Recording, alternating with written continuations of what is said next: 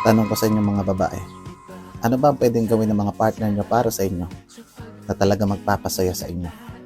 Para sa akin, ang pangunahin naman talagang ginagawa ay ang magbigay ng regalo. Ang tanong, anong klaseng regalo? Ito, sekretong malupit, malakasan to. Atin-atin lang. Bigyan mo ng alagang hayop, aso o pusa.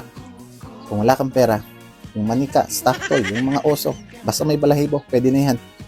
Ibigay mo sa kanya. Tapos sabihin mo sa kanya, ito ang baby natin. Siyempre, yung babae, papatulan naman yan. Yan, matutuwa yan. Bibigyan niya pa ng pangalan. Kakausapin niya yung oso. Nakala mo talagang sanggol talaga. Ito yung mental disorder na hindi naman talaga mental disorder.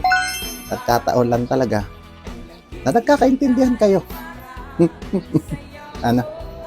Natawa ka, no? Bakit? Gawain mo? Ulitin ko, out of curiosity lang. Ano ba sa tingin mo ang pwede pang gawin ng partner mo para mapasaya ka?